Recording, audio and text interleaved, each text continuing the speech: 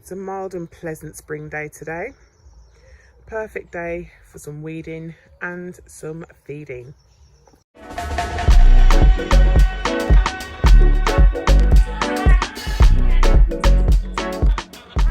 In my border, you'll see that I've got a range of weeds between the plants that I actually want to keep. So I've got lots of bits and pieces growing around the border. Now a weed is pretty much a plant that isn't valued in its space, and I've got a few of those. Now I appreciate that they have their uses and they will not be wasted. They'll be going on my compost heap. But I'm just going to be sharing with you how I tidy my borders to get rid of some of these in between plants that I don't really want to stay where they are. And I certainly don't want them choking any of my established plants.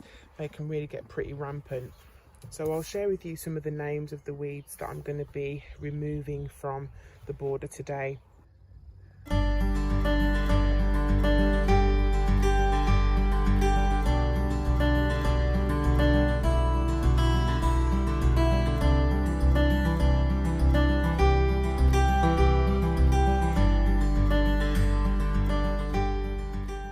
You've also got this dainty wavy bittercress, which I've got a lot of in the garden. It's white flowering, it's pretty to look at actually, but I've got so much of it that I'm going to just move some of it along, I think, onto my compost heap. Also worth mentioning is that there are some plants that people may consider to be weeds that I actually quite like. So you've got this one, a caper spurge. It's one of the euphorbia family, and I've got a few of these growing up in the border, but it sits well in a tropical scheme, so I'm going to keep a few of those around.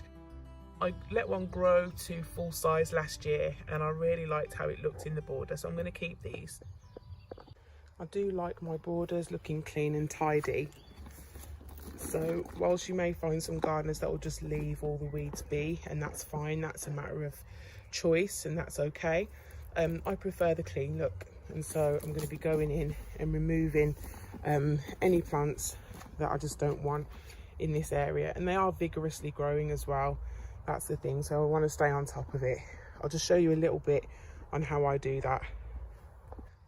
So just as an example then, as you can see, this is my Philostachys nigra bamboo.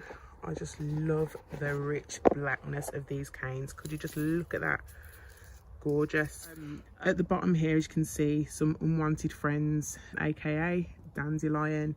I saw a really good video recently about, you know, how dandelions actually indicate the state of the soil and how much calcium's in the soil, which is great, but I don't want them sitting in this pot, to be honest. I want to tidy it up. I want to add some fresh compost to the top.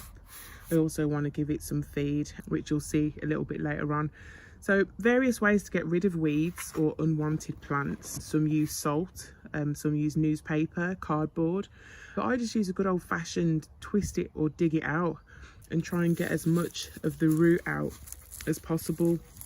Now, I shared with you in a recent video that I tend to be a no gloves gardener, but the feed I'm going to put on later, it stinks, and I think I'm going to have to start putting on some gloves, folks. But there it is. Just give it a good twist, dig down, get as much of the root out as you can. Simples, and then just pull it and tidy it that way. As you can see, some more unwanted plants in this pot here.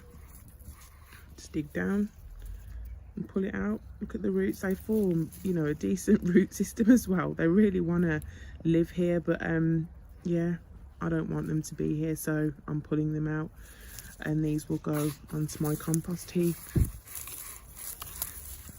Some of this matter in here can just rot on down, and that's fine, but yeah, that's all I do. And then I'll put some fresh compost, as I said, on there, just a light layer.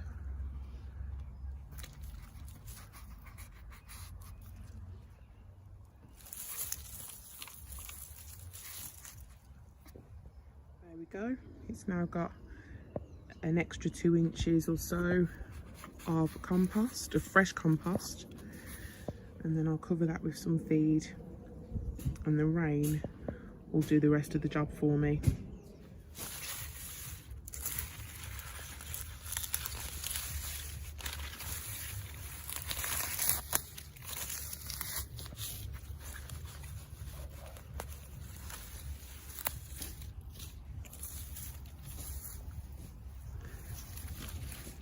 Now this one I quite like. It's a member of the geranium family and it does flower pink as well.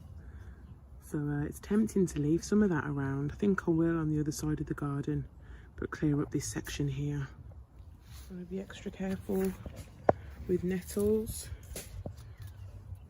The amount of times these have bitten me back.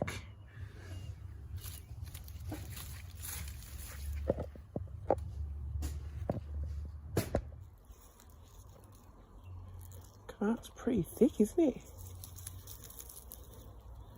It's gotta go.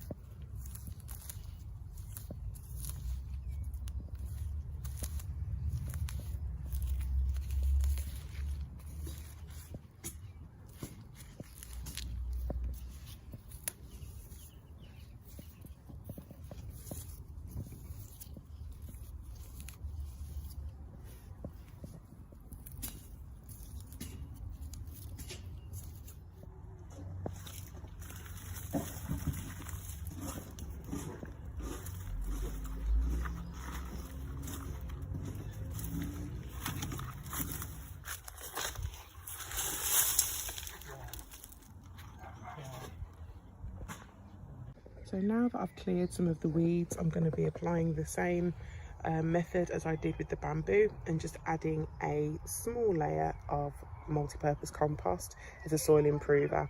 I'll then lay some feed on top of that.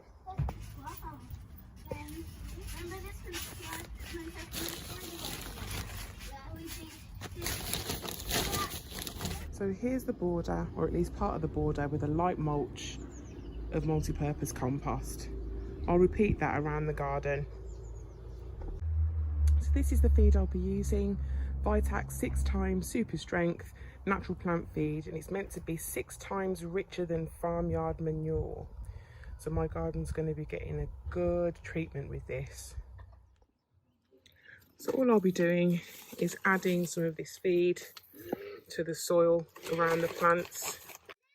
Now I've got to say, the smell is pretty special indeed. It's a unique type of stink. But these are the sacrifices we take. Yeah. Okay, Tetra Panax, here's some for you. No, I'm not giving up on this Tetra Panax. I can see a small claw at the top. See if I can get that in focus. It's going to be hard, I think, to do, but it's just there. The small claw coming up there. So I think we're going to be all right.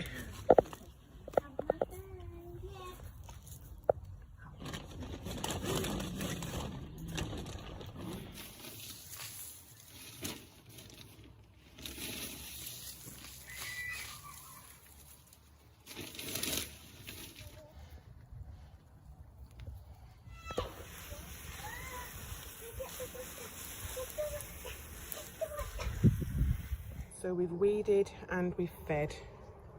Looking forward to bigger leaves, happier plants overall. This feed is full of organic nutrients. The soil has been well conditioned. So a better environment all round for my plants to grow in. Job done.